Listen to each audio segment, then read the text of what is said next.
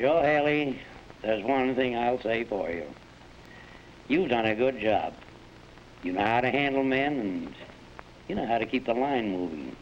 Thanks, Mr. Brooks. You work hard, Joe. You're a good foreman.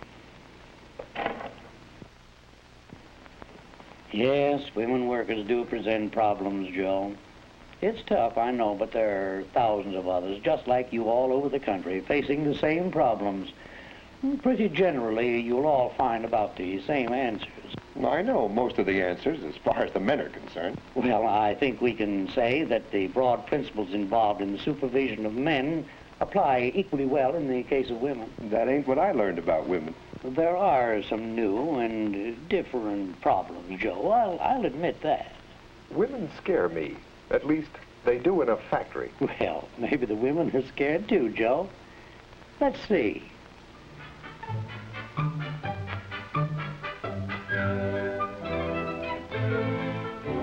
Most of them are working on their first industrial jobs, Joe.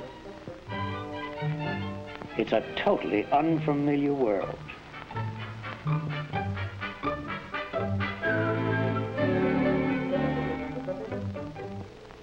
You see, they're not naturally familiar with mechanical principles nor machines. Why, even the language applying to common processes and tools are new to them. It must sound like double talk to them. Now, if anybody wants a flam span, give with a double left-handed jerry wrench on account of it might subbobulate the orange crate with the torpid. On the other hand, if a span flam is wanted, that's single right-handed, providing the pressing puncture is adjusted to the conch front of 37 and 2/8. Is that clear? I know, Joe. It takes time to make them feel at home, but it can be done. You talk like a man who knows women. We'll see, Joe. We'll see. You know, women workers can be surprisingly good producers, and it helps a lot to get them off to a good start. When breaking in any new worker, and of course especially a woman, you've got to explain every angle of the process down to the last detail. And since most of them lack mechanical background, you've got to study every job and subdivide it into simple operating steps. It's a good idea not to use trade terms, except, of course, where we must, and then explain in plain language exactly what such terms mean.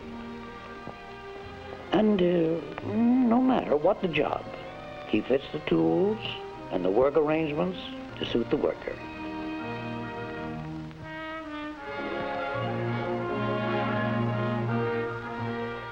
Women workers don't mind routine, repetitive work, and they're particularly good on work that requires high finger dexterity or an unusual sense of accuracy. The inspection foreman did a good job of breaking in those girls. He remembered that what's old stuff to you and me is brand new to them. And I was just thinking what a dub I'd be doing something that's old stuff to my wife, but new to me. Well, like baking a pie. How did it go today, Joe? Oh, all right. You troubled about something?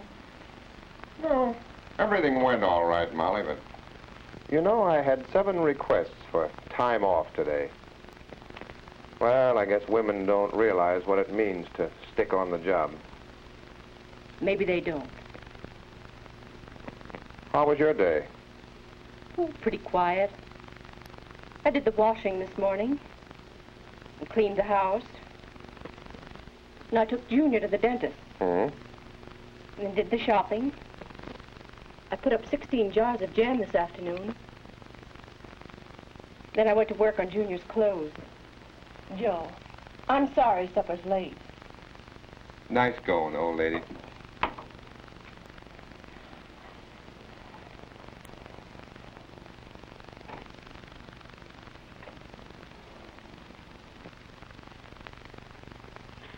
You know, Molly, I've been thinking. Yes, Joe. Maybe some of those women and girls coming into the plant, well, maybe they have home responsibilities, too. Could be. Maybe Maybe they really do need time off. Perhaps I could rearrange their work schedules for them. I'm sure they'd like that. So many of them have two jobs, Joe. One in the home, one in the plant.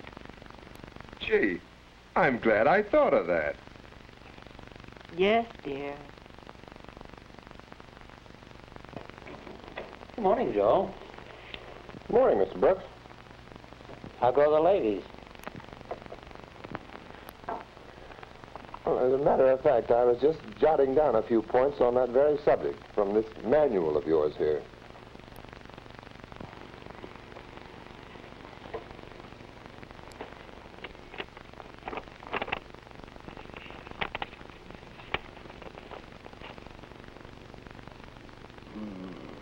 Women are individualistic by nature and are apt to make a personal application of any action, rule, or regulation. You're telling me. The supervisor should scrupulously avoid spending too much time with any individual woman worker, holding everyone to the same standards of performance and avoiding any appearance of favoritism. That's a neat trick, if you can do it. Well, Joe, this all boils down to 4 things to remember. 1, don't mix pleasure with business. 2, women can be awfully jealous of each other. 3, avoid undue familiarity. And finally, women are more sensitive than men. I'll say they're sensitive. Why, only yesterday, after I finished talking to you, Yes? I saw a foreman take it right on the chin when he caught a girl working on her drill press without her safety cap on. Mary, you're supposed to wear a cap when working near a drill press. Well, why pick on me? The other girls aren't wearing their caps. Look, the rule book says wear a safety cap. So put your cap on.